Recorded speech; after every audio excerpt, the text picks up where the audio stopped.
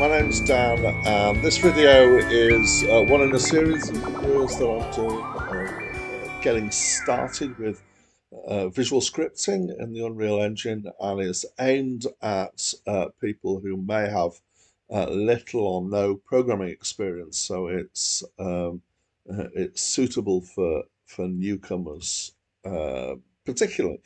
And in this one, I'm going to look at some maths stuff. Don't be scared. I'm not going to do anything complicated or ask you to understand any complex maths stuff here.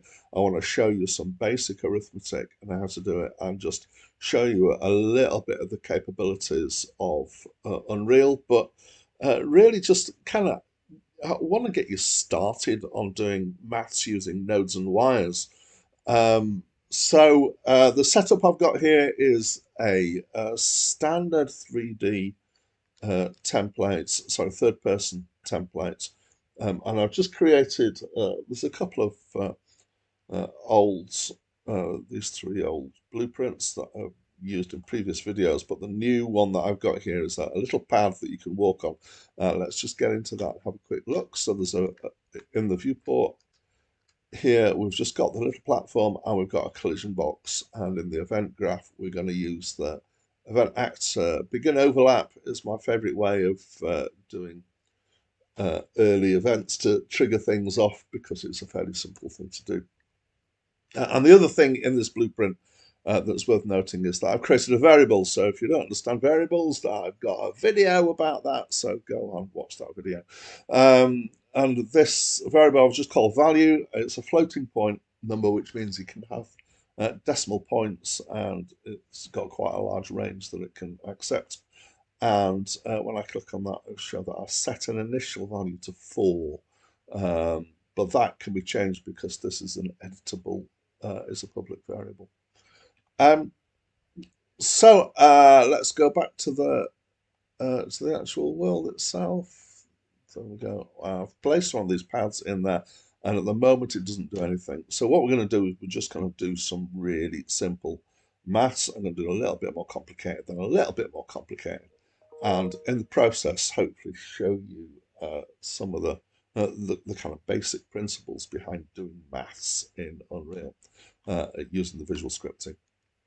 So let's go back into this blueprint and make something happen. So all I'm going to do is I'm going to just every time you step on this, I'm going to increase the value by 1. Let's say. No reason why not. So if you remember from last time when we had variables, we actually did bits of maths in that one. You've got 2 ways that you can deal with the variable. One is to get the value so that you can use it, and the other one is to set the value. So we're going to start off by getting the value. If I drag there and let go, it gives me a thing asking me whether I want to get or set. I'm just going to hopefully zoom in on that and get the value, and then I'm going to add 1. So I'm just going to find the node for that. There's always a node. Just by typing in plus, and it brings the operator. So these are, when you use maths, things like this, they tend to be called operators, and this is giving me a function called add. We'll do functions in the next video. And I just want to add 1. And then I'm going to set the value. Set the value of value. I'm going to need to zoom back out again to be able to pull that in. And this time I'm going to hold Alt whilst I let go, and it'll automatically give me the setter. And that's an active node, so I need to give it control flow. So when it gets to here, and we talked about the flow of data through data wires before, what happens when you're doing maths is that you seem inevitably to end up with longer and longer data chains of wires and nodes. Sometimes they can get quite complex quite quickly, and they can look quite complicated when you've not got a lot of complexity going on actually, just because of the nature of the way they look. So what we're doing is we're asking to set the value, and we're going to set that from this node, and this node is adding the number that was stored in value to the number 1. So those are added together and I'm going to set the value. I hope you're able to follow that because that is very basic arithmetic. And sorry, I didn't mean to be too patronising there. So here we go. We're going to walk over. Oh no, what we need to do, I forgot, is we need to actually be able to see what the new value is. So we're just going to do a print string every time we trigger this. And we drag that to there, it will give us the automatic conversion from a floating point number to a string. Right, back we go. Let's try now. So hopefully this is going to say 5 and then 6 and then 7. 5, 6, 7, 8, 9, 10, 11. Marvellous. It's doing exactly what we want. Now we're going to do something a little bit more complicated. And this is where demonstrating these things inevitably, unless we're going to dig into a deeper scenario, we end up doing something fairly arbitrary.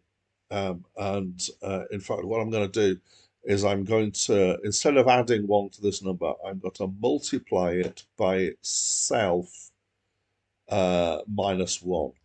So I'm going to take the value and so the order of how you plug things in starts to become important. What I'm going to do is I could just double use this node, but I'm going to duplicate it.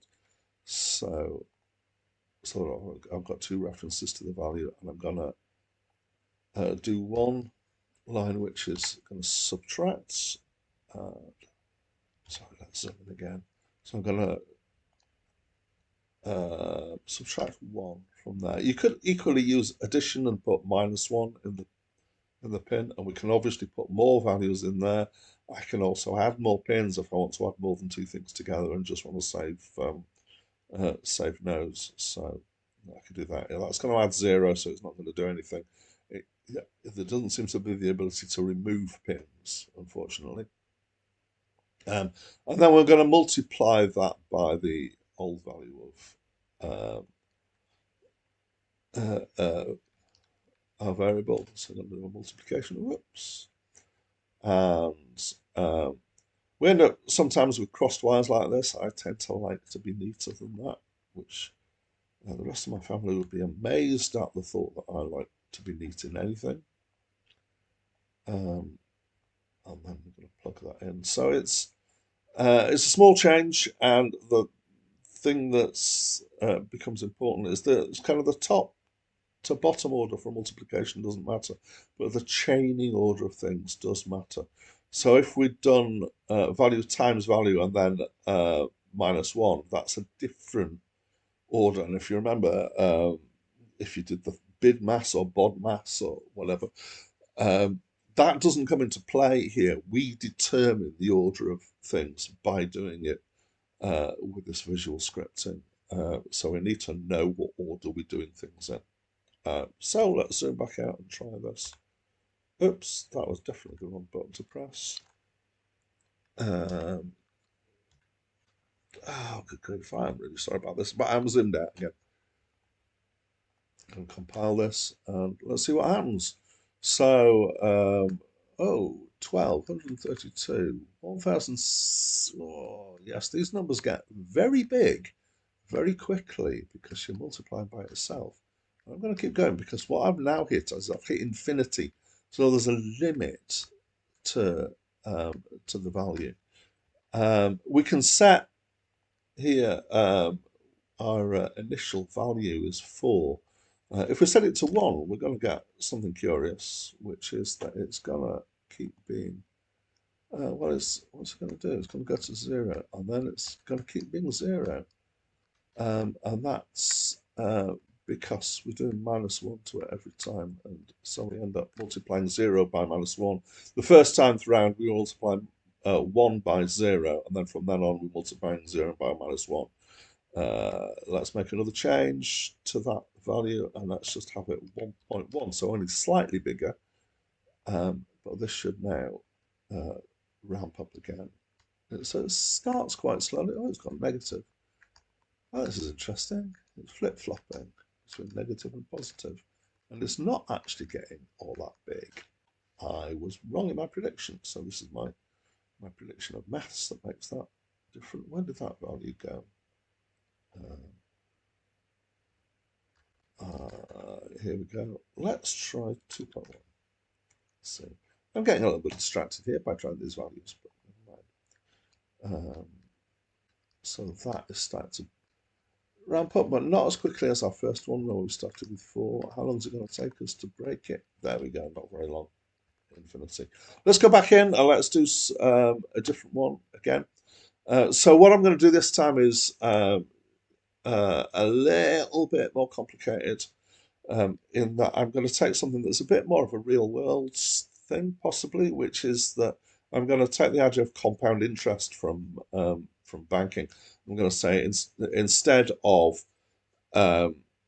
adding these arbitrary numbers, I'm going to increase the value of our variable by 20% every time we walk over it. And in fact, this is pretty easy because adding 20% to something is the same as multiplying by 1.2. So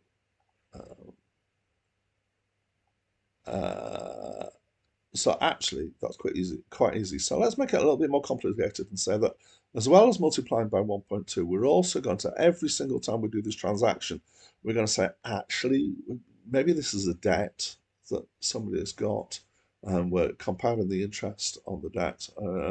No, let's say this is credit. All right. Well, what we're going to do is every time, as well as doing the adding 20%, we're actually just going to take off one penny. So we're imagining we're in pounds now. We're going to take off 1 penny as a transaction fee. So what we're going to do is take the result of that and do minus 0.01. So let's see what we've got. And after I've shown this running, I'll show you another way to do mathematical formulae rather than chaining everything together. And again, there's not a lot here, but it's a useful node to know about. So that's creeping up slowly. You compound interest every month. You step on the thing and you get the interest. But we're also getting that long set of numbers after decimal point, and we may want to do some rounding on that. We'll come back to that. Here we go. Before I turn this into a just like a single node, because there's a single node that can do lots of things here, I just want to quickly pull out from value and show that within here, I don't want you to think that simple arithmetic is the only stuff that you can do in maths in Unreal. So if I open the math group here, there's all sorts of stuff that's about very specific things, random numbers, and colors here, but specifically for floating point numbers, if I do that, we've got percent, so we could have used the percent thing. We've got all sorts of things here, absolute, ceiling, and actually you see there's loads of these, and there's a lot of built-in nodes that can use square root. Very useful stuff in here, and square. So that was just to show you how much there is available. And if you've got a different type, if you've got integer, you've got different things. If you've got Boolean, you've got particular kinds of maths that you can do with Boolean. It's called Boolean maths. And different types will have different math things that are attached to them. If you know anything about vectors, there's a whole load of use of vectors inside in Unreal.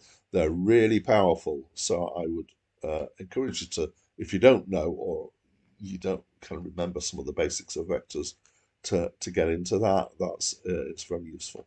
Anyway, the thing that I promised I would do is that I would turn this, it's only 2 nodes, but into a single node, which I'm going to demonstrate by, so it's demonstrating the use of the math expression node.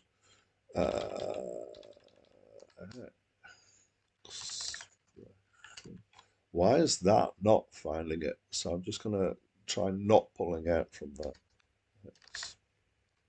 So add math expression. Here we go. So what this does is it brings up quite a curious node which allows you to type something into the top here. And it's giving us an error to start off with because it's not something it recognizes. But we can type a mathematical formula in here and we can use algebraic names for things. So what I'm going to say is we're going to do this adding a certain amount of percentage, excuse me, and then we're going to add the transaction fee as well. So I'm going to say it's A, which is going to be our main input, times and I'm going to make it so that you can actually change the amount of interest that's being added on here. So this becomes a bit more of a complicated formula. Actually, I'm going to, instead of doing A times, I'm going to do A plus, and then brackets A times, and I'm going to call it, let's call it percent, A times percent, but divided by 100, and then after, so that should give us, if I've worked that out right, that should give us adding on a certain percentage. And then we want to finally add the transaction. So I'm going to call that the transaction fee. And what that does is that when I press enter, it gives us a node which will do that. But it also gives us the inputs that we want. So A, we're going to plug in the value. And I could set I can make variables and set these. I'm actually just going to set them in here. So we're going to say 20% and the transaction fee is 0.1. And so what I've done is I've reduced what was 2 nodes down to 1 node, but I've made it more versatile in the process because I can plug variables into here and use it like that. Let's see if this works. And if it does, then I'll do one more thing after that. So looks like it's working. I don't know if these are the same numbers as we had before. I would need to test that and use some real numbers and crunch the numbers to check that what I'm getting out is correct. But it's doing our maths for us. And the last thing I'm going to do is because I've now started talking about doing this as money, it'd be really nice if we could round this to the nearest to 2 decimal places. I have not found a node that will do rounding to 2 decimal places, which is a little bit frustrating. So what I'm going to do instead is I know I can round to an integer, so I'm going to start by multiplying. I can't do this because it's got some very specific things in it that I don't think work in a math node unless I can work out exactly how to do it. So what I'm going to do is do this outside the math expression node. So I'm going to multiply by 100 and then round that and then divide by 100 again to give me my 2 decimal places. So I'm going to multiply by 100 and then round. So what rounding it does is it rounds to the nearest integer. So we now get an integer out, and I'm going to turn it back into a float because we want to be able to get the decimal points back again when we do the division. And I'm going to divide by 100. So that should now effectively limit the number of decimal places we can have on this. And I'll just plug that back into there. Here we go. So hopefully as these numbers go up, yeah, it's doing the rounding. So we're only getting 2 decimal places. It won't automatically give us a 0 if we're actually at the end. So say 12.5 will be written as 12.5, not 12.50. So I hope you find that all pretty straightforward. If there's a conceptual thing that you need to get your head around. It's about the flow of what you plug into what and how you put things together.